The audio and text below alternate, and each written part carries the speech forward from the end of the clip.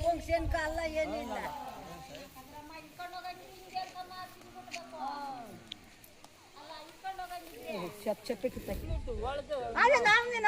ತಿರ್ಗಾ ಬಂದ್ವ ಊಟ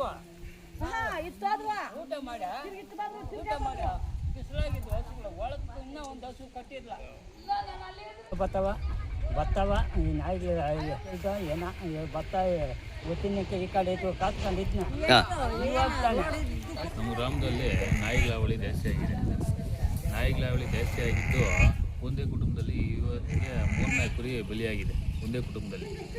ಬೇರೆ ಊರಲ್ಲೆಲ್ಲ ಆಗಿದೆ. ಒಂದು ಮಾರ್ನಿಂಗ್ ಆದರೆ ಒಂದೇನಿಲ್ಲ 10-20 ನಾಯಿ ಊರಲ್ಲಿ ಸಂಚಾರ ಮಾಡ್ತಾರೆ. ಇದರಿಂದ ಕೋಳಿ ಕುರಿ ಏನು ಹಸು ಮೇಸಕ್ಕೆ ಕಷ್ಟ ಆಗ್ತೈತೆ.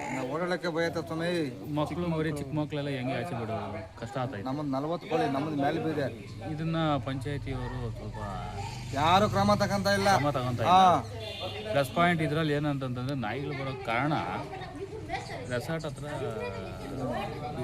ಫುಡ್ ಫಂಕ್ಷನ್ ಎಲ್ಲ ಆಗ್ತೈತಲ್ಲ, ಆ ಫುಡ್ ಎಲ್ಲ ಅಲ್ಲಿ ಹಾಕ್ತಾರೆ. ಒಂದಿನ ಫುಡ್ ಹಾಕ್ತಾರೆ ಚೆನ್ನಾಗಿ ಒಳ್ಳೆ ಆ ಟೈಮ್ ಅವತ್ತೊಂದಿನ ತಿಂತವೆ. ನೆಕ್ಸ್ಟ್ ಮಾರನೇ ದಿನ ಊಟ ಇಲ್ಲ ಅಂದರೆ ನಾಯಿಗಳು ಏನು ಮಾಡ್ತವೆ, ಊರೊಳಗಡೆ ಬರ್ತಾರೆ. ಮಕ್ಕಳು ತಿಂತವೆ, ನಾಯಿನೂ ಕುರಿನೂ ತಿಂತವೆ, ಕೋಳಿ ತಿಂತವೆ, ನಾಯಿನೇ ತಿಂತವೆ, ಮನುಷ್ಯನೇ ಜನಗಳನ್ನೂ ತಿಂದಾಕ್ತವೆ. ಅಲ್ಲಿದೆ. ನಾವು ಅದನ್ನು ಹೇಳ್ತಾನೆ ಇದ್ದೀವಿ, ಅವ್ರಿಗೂ ಹೇಳ್ತಾನೆ ಇದ್ದೀವಿ.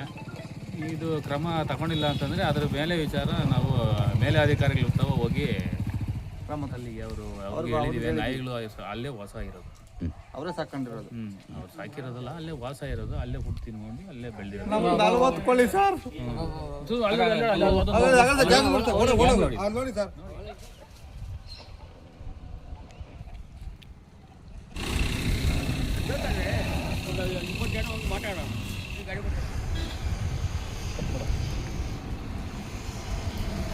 ಚಾನಲ್ ಸಬ್ಸ್ಕ್ರೈಬ್ ಮಾಡಿ, ಹಾಗೆ ಕೆಳಗೆ ಕಾಣುವ ಬೆಲ್ ಬಟನ್ ಅನ್ನು ಕ್ಲಿಕ್ ಮಾಡಿ.